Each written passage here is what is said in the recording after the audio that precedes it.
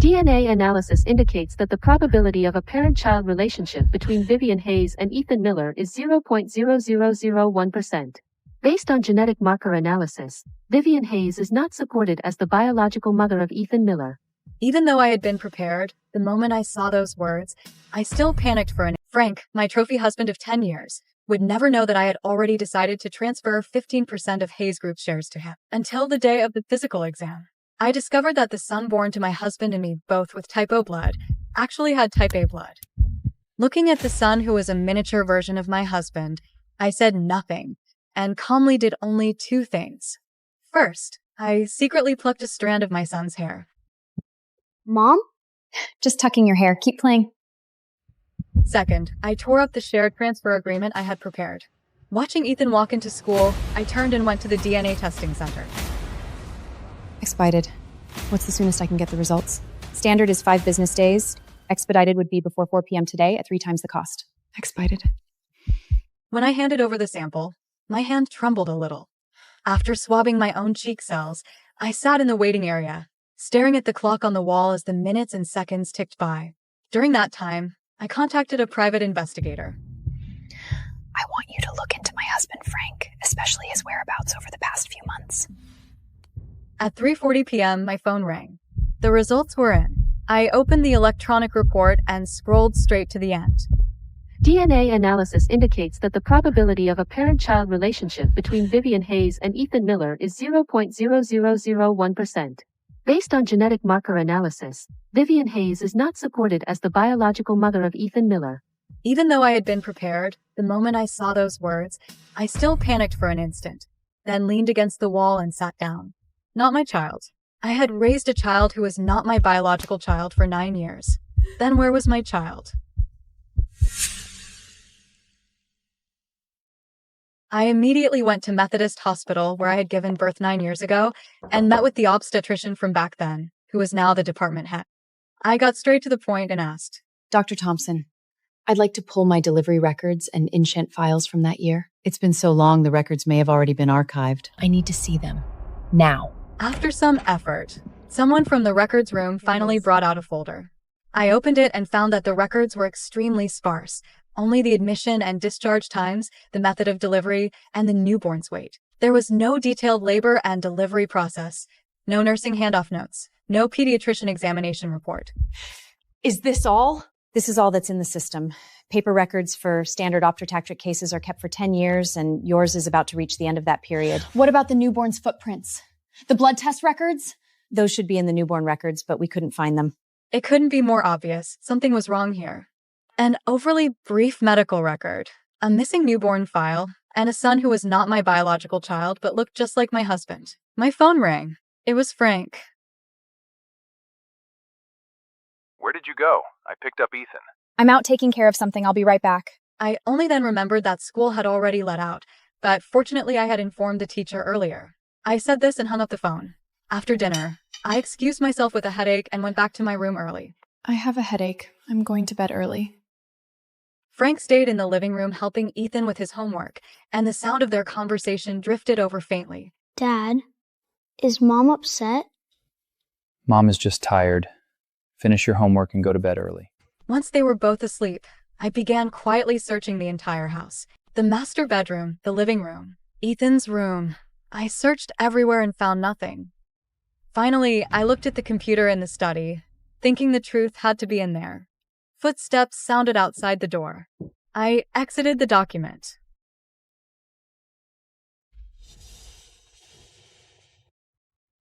When Frank pushed the door open and came in, I was tidying up the desk. He glanced at the computer screen, which had already returned to the desktop, a photo of the two of us taken 3 years ago at Santa Monica Beach. Not asleep yet? Organizing some old documents. I answered while casually turning off the monitor. He stood there for a moment, as if he wanted to say something. But in the end, he just nodded. Get some rest soon. I sat in the darkness, listening to the sound of his footsteps gradually fading away. That night, I didn't open the computer again and lay in bed with my thoughts in chaos. The next morning, I still let Frank take Ethan to school. He looked at me, picked up the car keys. All right. Once they were out the door, I immediately went to the study. I turned on the computer and entered the password, Our wedding anniversary. Wrong. I tried his birthday. Wrong. Our son's birthday. Still wrong. I tried the date of our first date, his mother's birthday, the day the company was founded. All wrong. The system prompted me to try again in 15 minutes. I sat in the chair, staring at the login screen. This computer we had bought together was now locked to me.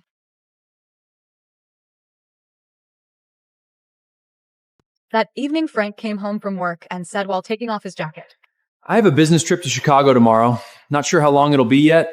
I came out of the kitchen carrying a dish. So sudden. Who are you going with? It was arranged last minute. Vivian, can you not be like this? I watched him in silence, not understanding why such a casual question from me would provoke such a big reaction. You question everything? You suspect everyone. I'm just going for work. I turned away to serve the rice, my hand trembling a little. It was just a casual question. He said nothing more and went straight into the bedroom. Dinner was eaten in silence. Ethan seemed to sense something and, surprisingly, didn't pick at his food. After his shower, Frank came out and picked up his coat from the sofa to hang it in the closet. A small receipt fell out of the pocket and landed at my feet. Bugged my son-in-law's phone, only to hear my daughter sobbing. I'm pregnant and still working my ass off on a business trip, and you're out sleeping with someone else. My heart lurched. I could already hear the sounds of a physical struggle over the line. My daughter's cries and screams tore at my soul. I scrambled out of bed. My wife asked where I was going, but I was already running out the door like a madman. The fighting on the bug stopped. I heard my in-law, the son-in-law's mother, shout in a panic. What are you fighting about in the middle of the night? God, what are we gonna do? My son-in-law's voice was also panicked. She's not gonna miss Kate, is she? Hey, wake up! I'm telling you, don't you play Dad, get up! My in-law said, furious. He's the one who angered her into this. It's affecting the baby. I've told you 1,000 times to stop your fillering. Get her to the hospital, now! A frantic commotion followed from the other end. My hands on the steering wheel were shaking uncontrollably. I'd suspected my son-in-law's infidelity for a while. A buddy of mine told me he'd seen someone matching my son-in-law's description, checking into a hotel with another woman. To gather evidence, when my daughter told me she was going on a business trip, I asked my son-in-law to come over and help fix a leaking pipe. While he was busy, I opened his phone and planted a listening device, just to see if he'd mess around while she was out of town. I wanted to protect my daughter in the most foolproof way. I never imagined disaster would strike so fast. I frantically grabbed my phone to call my son-in-law, but the call was rejected. Immediately, he texted me, "Dad, in a meeting, can't talk." I was furious. I called again, but he'd already turned his phone off. Not only his, but my in-law's phone was off too. Over the bug, I heard my son-in-law's anxious voice. "Turn off your phones, quick! Her dad just called out of nowhere. What if he's looking for her?" Now you're scared? One phone call and you're this spooked? I was going insane. I could hear them talking, but I couldn't reach them. I didn't even know which hospital they were taking my daughter to.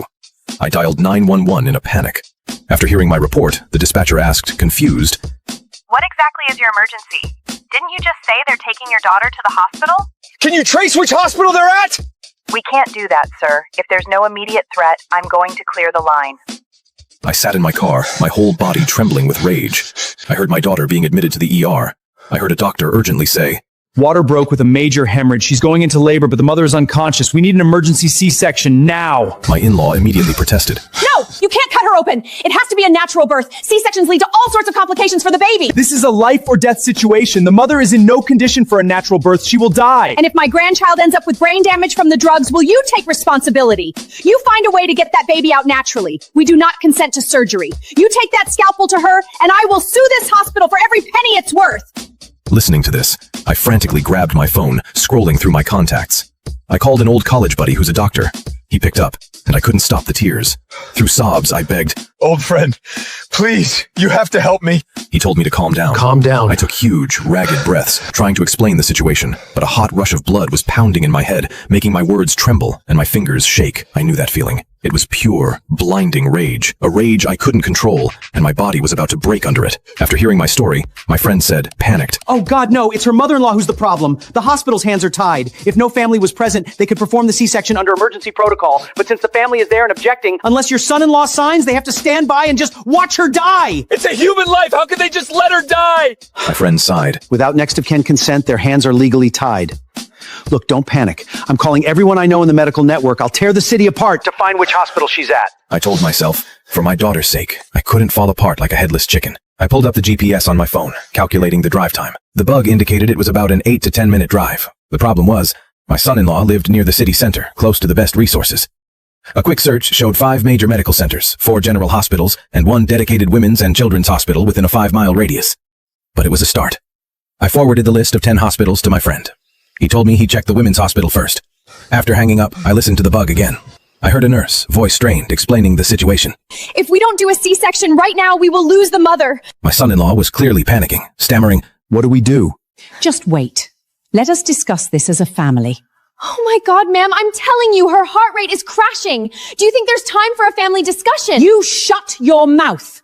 This is a private family matter. How dare a girl your age lecture your elders? My in-law's harsh words silenced the nurse. I heard the sounds fade, as she must have pulled her son into a quiet hallway. My son-in-law's voice was trembling. Mum, what do we do now? Shouldn't I just sign and get the baby out? You brainless fool. Why did I raise such a stupid son? Think. If she survives this, will she divorce you? Definitely. And in a divorce, she takes half of everything, right? We'd be tied up in court for years, and with a kid, she'll get primary custody. Then she'll hit you for child support and raise a child who hates your guts. Your life will be ruined. But what about her family? What if they make trouble? The hospital failed to save her. That's on them. Right now, her life is in our hands. If we deliberately don't sign and she dies, well, it's not technically a crime, is it? And once she's gone, all her savings, all her assets, they're all yours. Mom, you've really thought this through. Only because you don't have a brain to think with.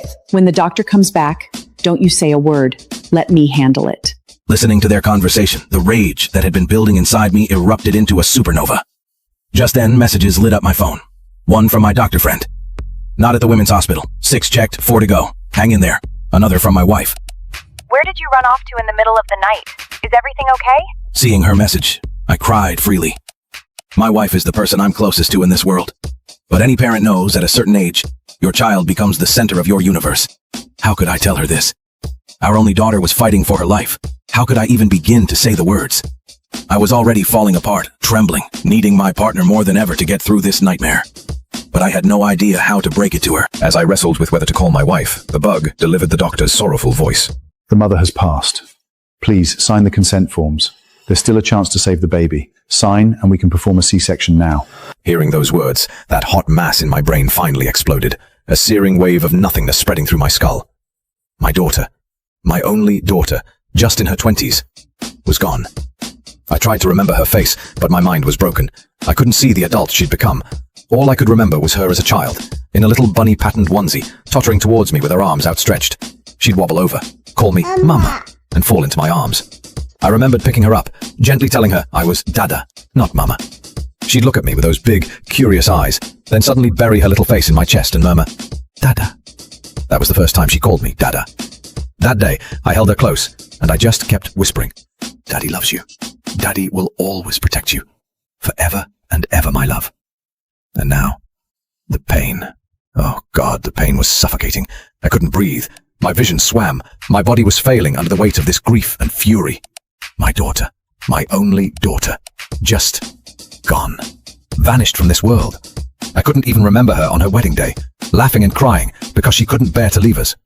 All I could see was that tiny little girl I'd promised to love and protect forever. Suddenly, my friend called me. His voice was urgent, almost triumphant. Found her! 2nd General Hospital! Go! Now! Too late, she's gone.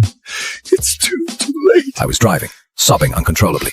My voice a raw rasp. My friend fell silent. I cried out. I have no daughter anymore. What am I going to do? My baby girl is gone. She was so young. She's not here anymore. My hands shook so badly, I could barely steer. I engaged the cruise control, letting the truck carry me down the freeway. I asked, I have their whole conversation recorded. They did this on purpose. Can I get the DA to press charges? Can I make them pay with their lives? I'm so sorry, man, but it won't be enough. Your recording will make sure they lose any malpractice suit against the hospital, but criminal charges, deliberate inaction, it's a nightmare to prove. Listen to me. It's not over. Your daughter was pregnant. Her baby might still have a chance. That's her flesh and blood. You have to protect her. Her child. His words jolted me back. Yes, my daughter's baby could still be saved. She'd bought all those cute little onesies, so excited to dress her own baby in them. She'd felt the baby kick and asked my wife wide-eyed if she'd been just as restless in the womb. She playfully nagged me to hand over my secret cash stash so she and the baby could go to a nice recovery center. A request so sweet, I'd happily given her every last cent. My daughter had so looked forward to this baby, so eager to be a good mother. I had to protect her final dream. But the voices on the bug brought a fresh wave of devastation. I heard the doctor insistent. Please, you must sign. Just sign and we can perform the C-section. And my in-law's voice again. How many times do we have to tell you? We need to have a private conversation first. I drove on, dumbfounded. Why wouldn't they sign? What was there left to discuss?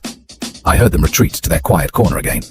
My son-in-law, confused, asked, Mom, why won't you let me sign? His mother, exasperated, said, Are you really that stupid? She's dead, and you want to sign. You're in your 20s. Are you planning to find a new wife or not? Well, eventually, of course. Those callous words tore through my heart like a rusty blade. My daughter had been dead only minutes, and he was already confirming he'd move on. His mother pressed on, frantic. So what's the point? Let that baby suffocate in there. Look, if that kid is never born, that's just a tragedy. But if it is born, it'll ruin your life. My son-in-law gasped. Is it really that serious? With no wife to raise it, how will you focus on your career? And what decent woman wants a man dragging a kid from a previous marriage? You're young. You have so many opportunities. You're right. But still, it's my blood. And kissed a freshman named Sierra in front of everyone. I broke up with him on the spot. Don't be such a buzz-dill. If you kiss someone on a dare, I wouldn't even blink. He laughed it off. Sean had me figured out. The good girl never does anything reckless. But when then the next round came, Sean's best friend Flynn, the school's golden boy, drew the same pile. His dare, take someone home for the night. He stood up slowly. Want to spend the night with me? I placed my hand in his. Yes. Sean called my phone until it died. Earlier that evening, Sierra's dare read, kiss any guy in the room for 3 minutes. The next second, her eyes landed directly on Sean. Everyone followed her gaze. Sean just looked down, acting like he couldn't feel the heat of her stare. Sierra turned to me, voice small and rehearsed. Ava, can I borrow Sean for 3 minutes? The room went silent. Everyone held their breath, watching. I genuinely didn't understand. There are plenty of single guys here. Why ask him? She couldn't answer. She bit her lip, looked embarrassed. But she moved to the other end of the booth anyway. Asked the first guy, rejected. The second, rejected. The third. Sure. His smile was muddy. With tongue? The guy had drunk too much. Sierra looked like she was about to cry. No, that's fine. You don't have to. He grabbed her wrist anyway. Leaned in. The hand that had been lazily holding mine finally let go. Sean stood, yanked Sierra back by the arm, looked at the guy with a cold smile. You get off on cornering girls? Sierra gripped Sean's hand, looked up at him like he was the only solid thing in the room. I grabbed his sleeve at the same moment. Sean turned back to me. I didn't make a scene. I kept my voice easy, smile light. I have a headache. Take me home? Come with me, Sean. Just walk out that door with me right now and I'll believe everything you said. That Sierra means nothing. That you only want me. Our eyes met. He moved my hand off his sleeve. You know I can't. Not right now. He saw my eyes go glassy. He let go of Sierra's hand and crouched down in front of me. His voice dropped, softer, coaxing. Sierra and I are in the same class. I have to look out for her. Ava, be good. He reached up and brushed the corner of my eye with his thumb. If you can't watch, don't. Just wait a few minutes. Sean, if you kiss her, I will break up with you. My eyes burned dry. Not a single tear fell. I held his gaze. I mean it. Sean's patience snapped, stood up, and looked down at me. Stop being petty, Ava. I stared up at him and recognized that look. Last time I'd seen it, he'd heard the housekeeper wanted to set him up with her daughter. Polite refusal, endless contempt underneath. One of Sean's friends couldn't take it anymore. Relax, Ava. It's just a game. His girlfriend muttered under her breath. Seriously? Why come to a bar if you're going to be this uptight? She's ruining the vibe. Before I stepped in before Flynn could respond. That's okay. Worrying about your ex's hookups? That's a little pathetic, Sean. Sorry. I don't really do clingy. I grabbed Flynn's hand and walked out the door before Sean's expression could finish curdling.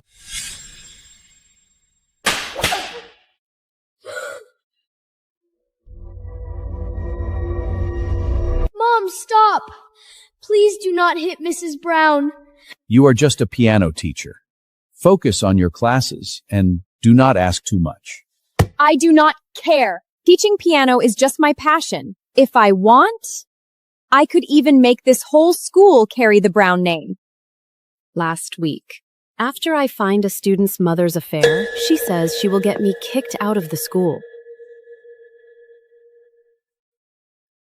Mrs. Brown, did you give this grade?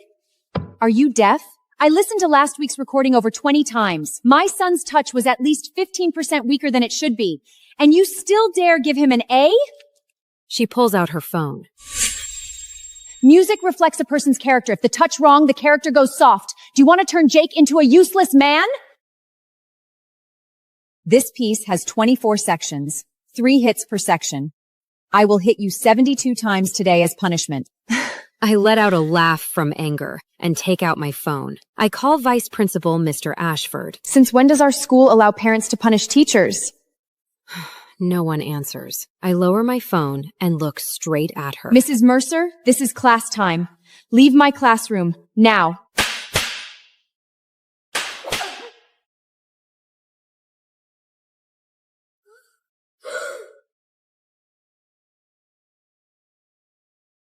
Not putting your hand out, how does that feel? There is a camera here.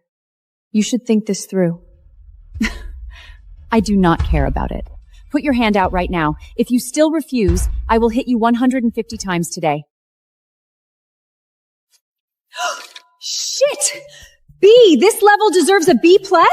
I just heard her at the door. She missed several notes, and the touch of both hands is different. And you dare give a B+. You are ruining these kids. 150 hits is too light. I will hit you 300 times before you learn your lesson. Mom, stop. Please do not hit Mrs. Brown. Shut up! Useless thing! You cannot even tell right from wrong! You dare stop me! Play this piece again. Only then do I realize Jake, the child who never even dares to lift his head in my class, is not born timid. Living with a mother like this, he must be trapped in fear from morning to night. Mrs. Mercer, music is art. For a child, what matters most is feeling and expression. It should not be measured by machine and self-experience. A teacher like you, encouraging this kind of nonsense. Shut up. Notes must be perfect, down to the smallest detail. In the Mercer family, anything less than precise means shame. You turned my son into a useless child. Can you take responsibility for that? She actually pulls out her phone again and opens the same audio analysis app. She points it at the piano and watches the real-time waveform on the screen while she keeps cursing. At that moment, Mr. Ashford rushes in, out of breath. What is going on here? I step forward and explain everything from beginning to end. Lena, go back to your office first. I will handle this here. I stand there, stunned, watching as Mr. Ashford turns around to face Mrs. Mercer, who is standing there with her arms crossed. His posture looks more like he is trying to calm her down than hold her accountable. I have no choice but to turn and leave. I sit in the office for 2 full classes. The burning pain on my face comes back again and again. And the more I think about it, the more unfair it feels. By lunch break, Mr. Ashford finally pushes the door open, slow and casual.